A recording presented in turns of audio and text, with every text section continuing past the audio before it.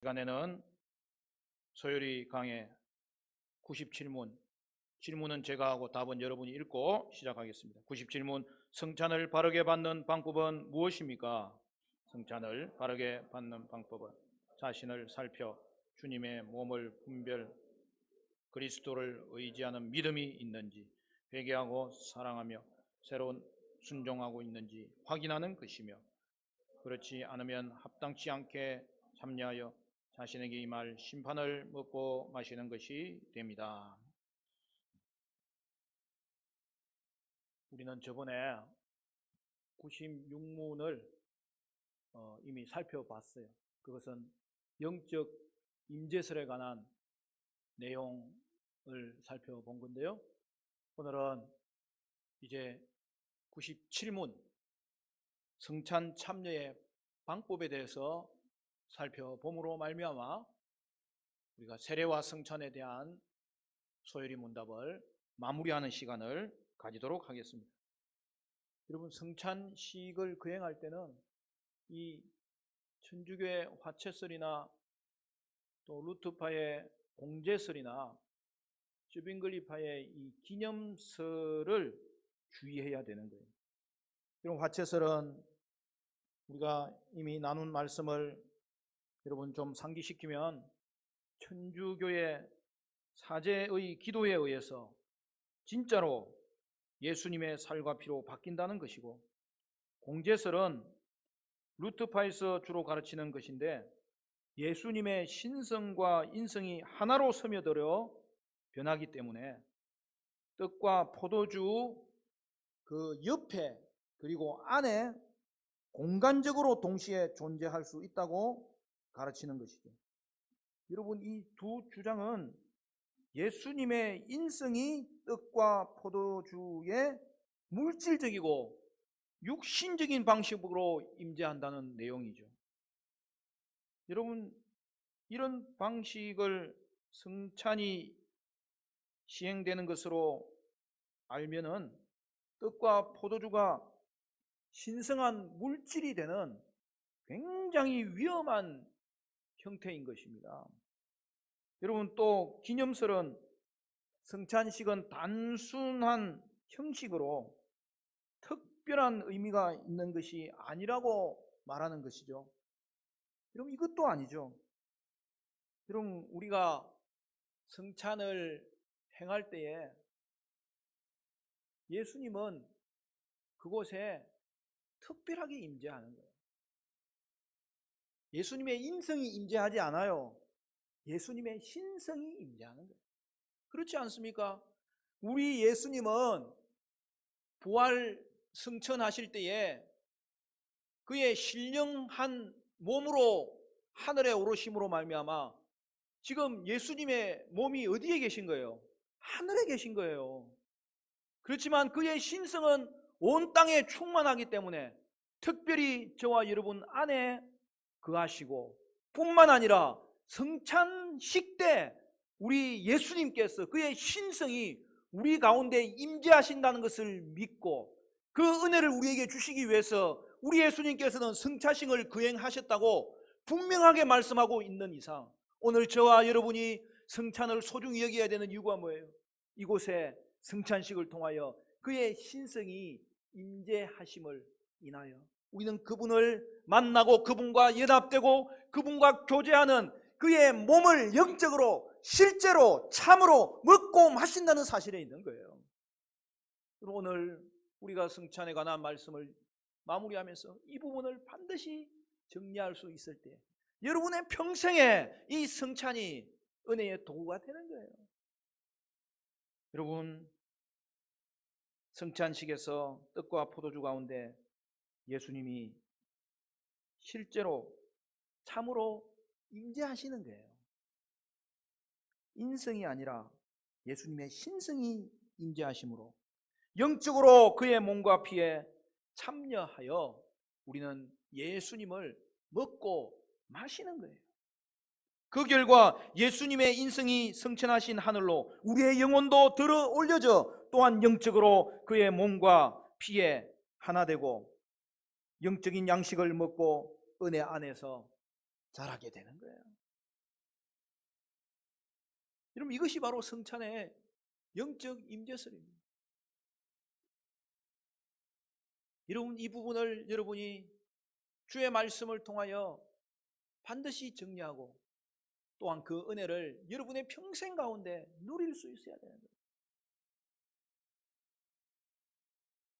그러므로 사랑하는 성도 여러분, 여러분은 성찬을 통해서 예수님의 몸과 피에 참여하여 영적 양식과 음료를 먹고 마심으로 영원히 자라고 믿음의 성장을 경험하는 복된 성도들 되시기를 간절히 축원합니다.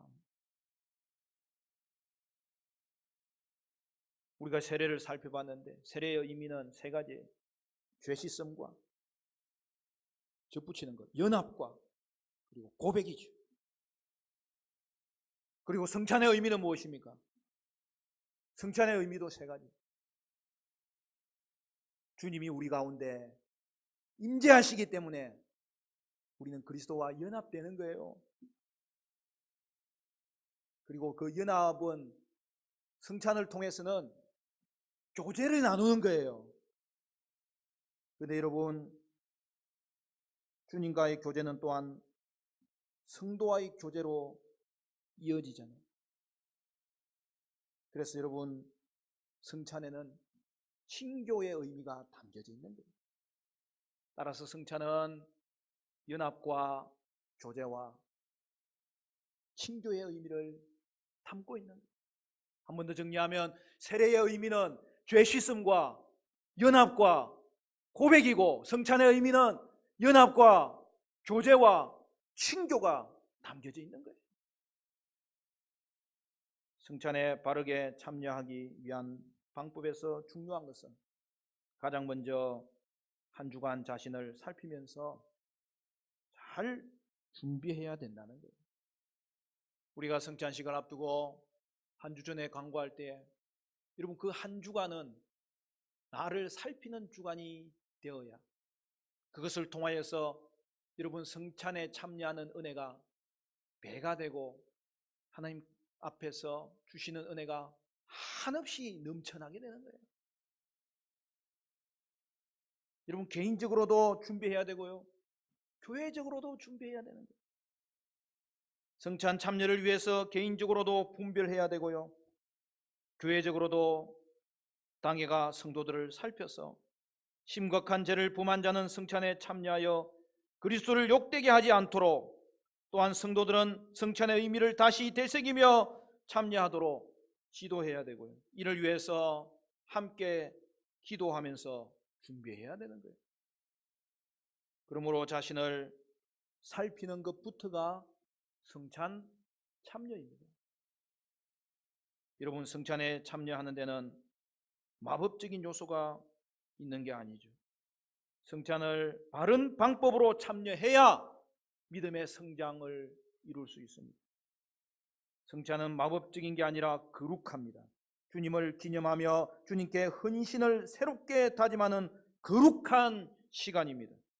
성경은 성찬에 합당하지 않게 참여하는 것을 경고하고 있습니다. 이는 성찬을 가볍게 여기거나 진지하지 않은 태도로 대하는 것을 의미합니다. 성찬은 매우 특별하므로 이를 위해서 우리는 반드시 자신을 살펴야 되겠고 준비하여야 된다는 말씀이죠. 그리하여 준비할 때마다 우리 가운데 살펴야 할 것을 세밀하게 우리는 점검해야 되는 것입니다. 고린도전서 11장 28절 29절 오늘 본문 말씀 우리 같이 읽겠습니다. 28절 29절 다 같이 시작. 사람이 자기를 살피고 그 후에야 이 떡을 먹고 이 잔을 마실지니 주의 몸을 분별하지 못하고 먹고 마시는 자는 자기의 죄를 먹고 마시는 것이니라. 여러분, 성탄 준비는 먼저 자신을 살피는 거예요. 그리하여 진지한 태도로 성찬에 참여할 수 있어야 되는 거죠. 그러면 자신을 살피는 방법이 무엇인지 오늘 소율이는 우리에게 구체적으로 가르쳐 주는데 그 부분을 다시 한 번 더 함께 설명을 쫓아서 따라갈 수 있기를 바라요. 첫째는 바른 지식과 믿음이 있는지 확인하는 거예요. 여러분, 승찬을 받기 전에 우리 자신을 중요하게 살필 부분은 바로 바른 이해가 있어야 된다는 거예요. 여러분, 이번 교리 문답에 주님의 몸을 분별하고 있는지 확인하라고 되어 있는 내용이 바로 그 내용입니다. 오늘 읽은 우리 본문 말씀에도 여러분, 승찬에 대한 자세, 승찬에 대한 참여 방법을 구체적으로 설명해 놨잖아요. 뭐라고 했어요? 자신을 분별하라는 것이 가장 큰 내용이고, 그래서 뭐라고 했어요? 맨 처음에는 자기를 살펴라 되어 있고, 그 다음에는 몸을 분별하라. 여러분, 이 소요리는 성경 말씀에서 나온 교리를 설명하고 있는 거예요. 그럼 오늘 읽은 본문 말씀을 우리가 승찬을 참여하는 그러한 방법으로 삼을 때에 우리가 바른 방법으로 승찬에 참여할 수 있어서 하나님께서 주시는 은혜를 조금도 가감하지 않고 누리게 되는 거예요. 어떻게 해야 된다고요? 자기를 살펴야 된다는 거예요. 그리고 어떻게 해야 된다는 거예요? 주의 몸을 분별하라. 여러분, 이 분별이란 말은 바른 지식을 가지라는 뜻이에요. 여러분, 빵이 자기 백성을 위해 찢어진 그리스도의 몸을 나타낸다는 것을 알고 있습니까? 포도주가 우리 죗값을 지불하기 위해서 흘리신 예수님의 피를 나타낸다는 것을 알고 있습니까? 음식을 나누고 다른 사람들이 모두 먹기 때문에 어린아이들이 성찬에 참여하고 싶어하는 경우가 있습니다. 그런데 여러분, 성찬은 간식 시간이 아닙니다. 아이가 죄를 위한 그리스도의 죽음을 이해하고 빵과 포도주가 어떻게 이것을 나타내는지 이해하지 않는 한 아이가 먹게 해서는 안 되는 것입니다.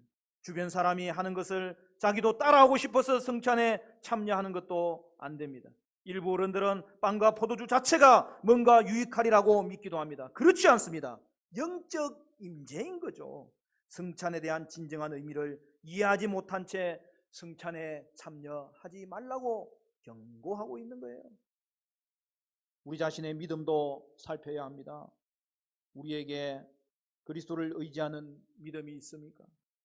하나님을 기쁘시게 하려고 필요한 모든 것을 주셨고 또 우리를 자라게 하시는 우리 주 예수 그리스도를 여러분 신뢰하고 있습니까?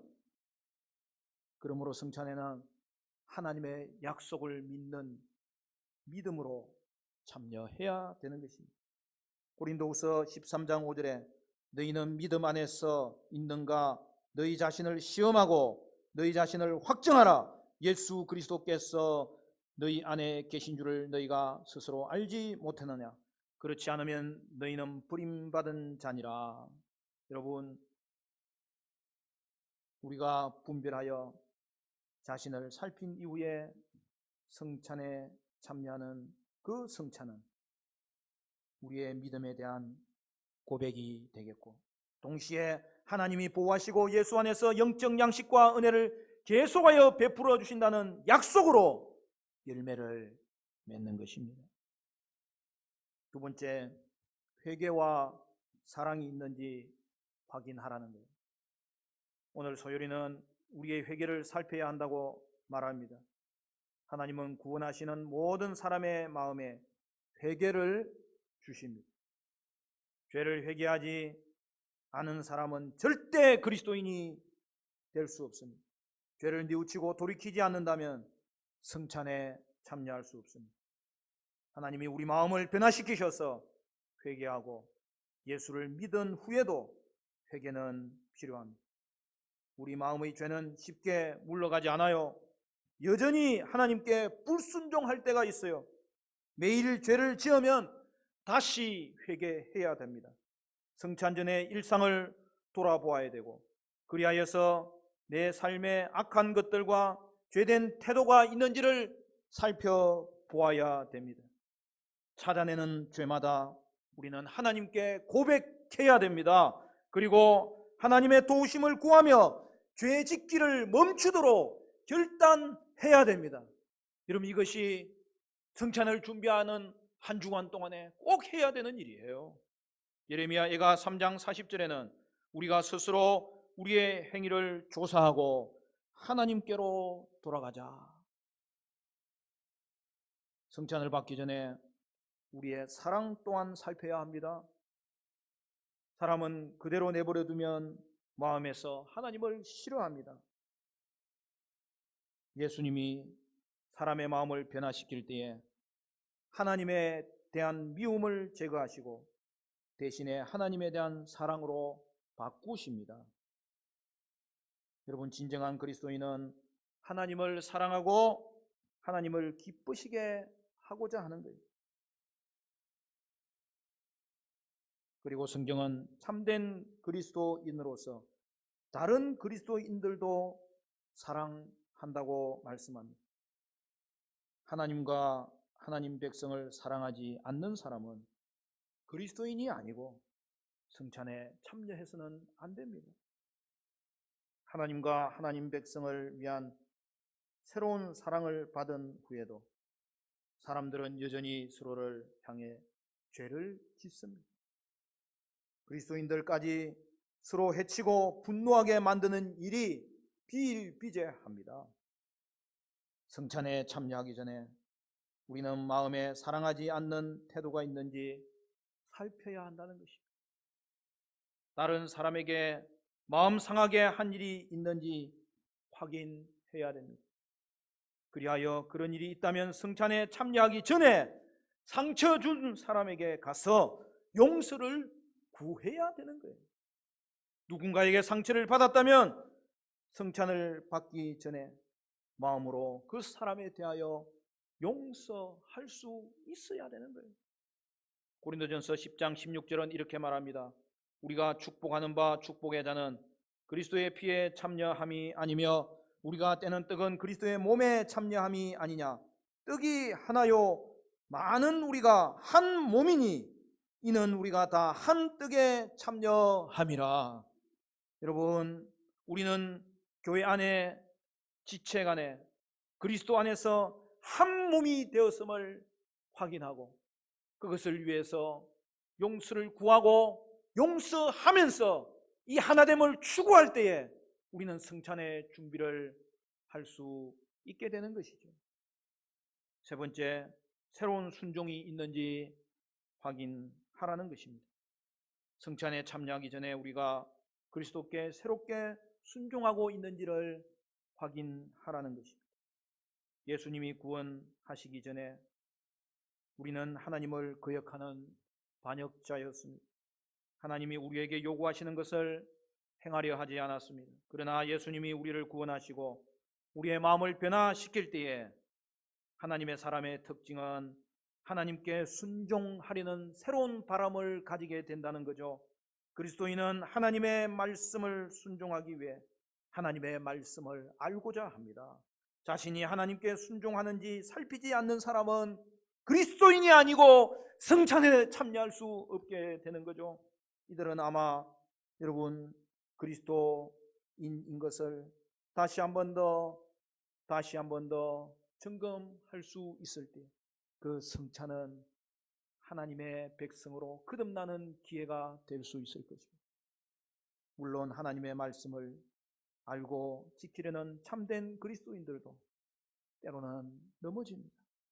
성찬에 참여하기 전에 우리는 하나님께 불순종한 것이 없는지 살펴야 되는 것입니다. 죄를 하나님께 고백하고 순종할 수 있도록 하나님의 도우심을 구하야 하는 것입니다. 사도 바울은 고린도 교회에게 보낸 편지에서 그들이 성찬 받는 방식이 잘못되었다고 말했습니다. 고린도 성도들은 서로에게 분쟁하면서 성찬에 참여했던 것입니다. 고린도전서 오늘 읽은 11장 말씀 우리 펼쳐놨죠? 그 앞부분 17절부터 19절까지 보실까요? 그 앞부분에 있죠?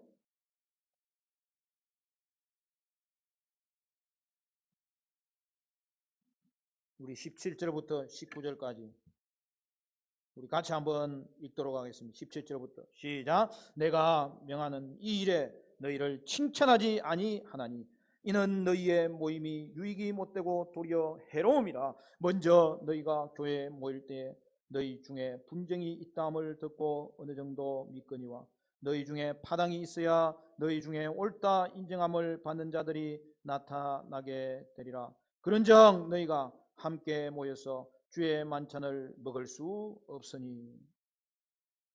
여러분,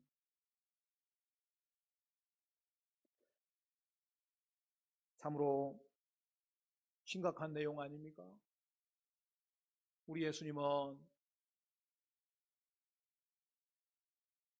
성찬을 우리에게 허락하셨고, 바울은 그 성찬을 예수님이 받은 대로 가르치는 내용이 오늘 고린도전서 11장 내용이 아닙니까?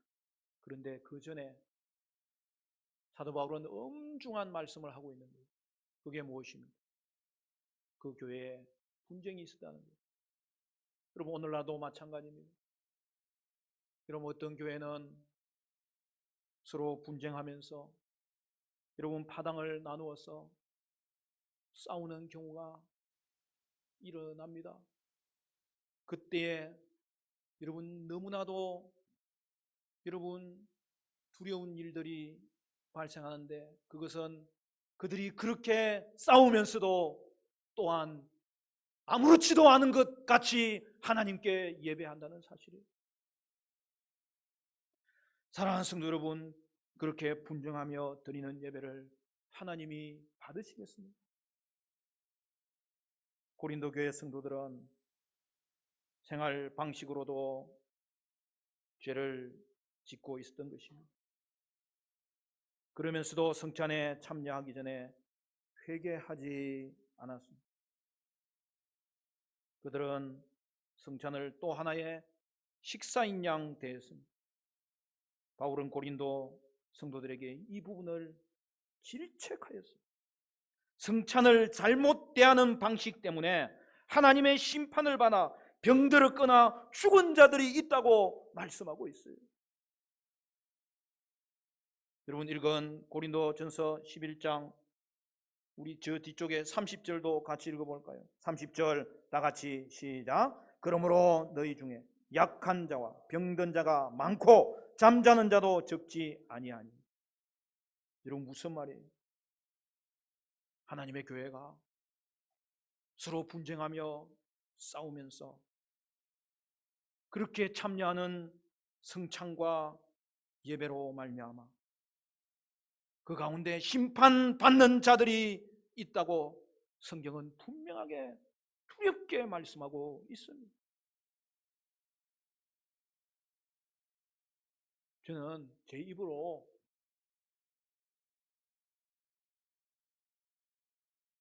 그런 사람 하나님이 치실 거라고 말해본 적은 없어요. 그런데 하나님의 말씀이 그렇게 이야기합니다.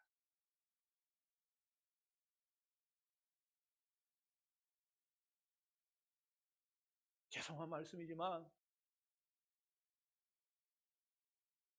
저는 누구라고 지목하지도 한 번도 해본 적이 없어요. 그러나 분명한 사실은 하나님의 예배를 경홀히 여기고 하나님의 성찬을 만홀히 여길 때 하나님의 심판을 받아 병들거나 잠자게 된 자들이 여러분 생각보다 많아요. 난 누구를 지목하지 못해. 누구를 향해서 당신이 그렇다고 나는 말하지 못해요. 저는 한 번도 그렇게 해본 적이 없어요. 그러나 하나님의 말씀이 오늘 우리에게 이 부분을 명확하게 가르쳐주고 있잖아요.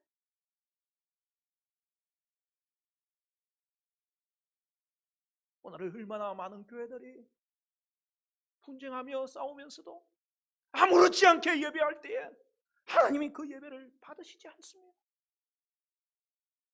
그리고 그 경홀함에 만홀히 여김에 대해서 하나님은 반드시 벌하십니다.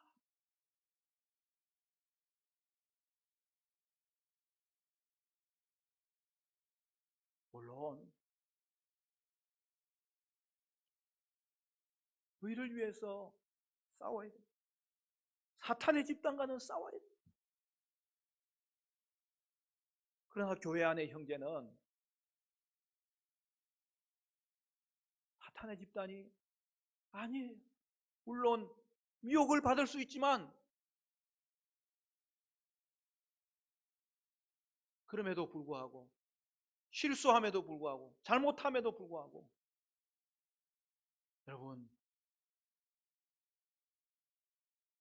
성찬으로 한 몸 된 형제입니다.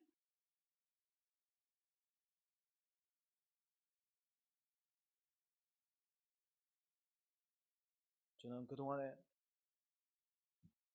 제가 부목사 생활을 오래 했죠. 볼 것, 안 볼 것 제가 다 봤어요.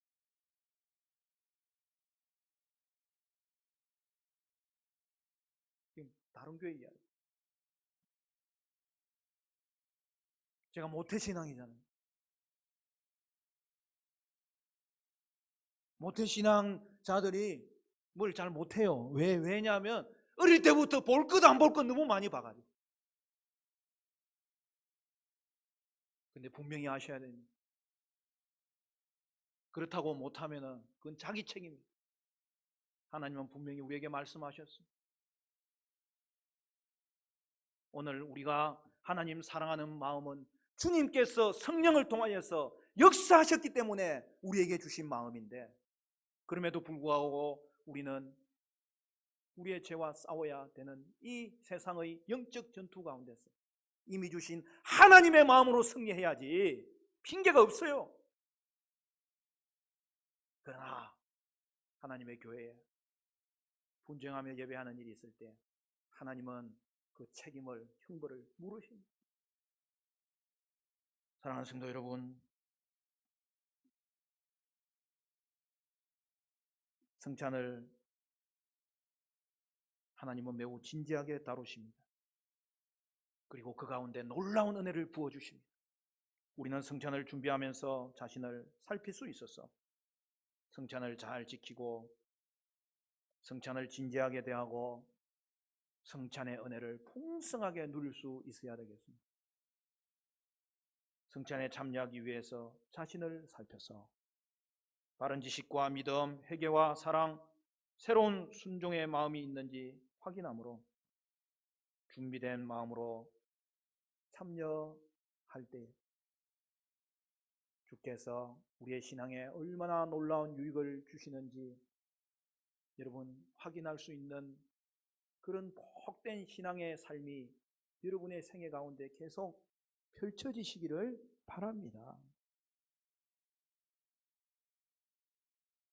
하나님 앞에 나오기 전에 스스로를 돌아보고 살피는 것은 성찬뿐 아니라 하나님께 온전한 예배를 드리기 위해서도 필요합니다. 우리는 하나님 앞에 서는 모든 순간 자신을 돌아보고 합당한 모습을 갖추도록 노력해야 합니다. 이를 위해 회개와 용서함 가운데 우리의 소원을 하나님께 올려드릴 수 있도록 기도해야 합니다.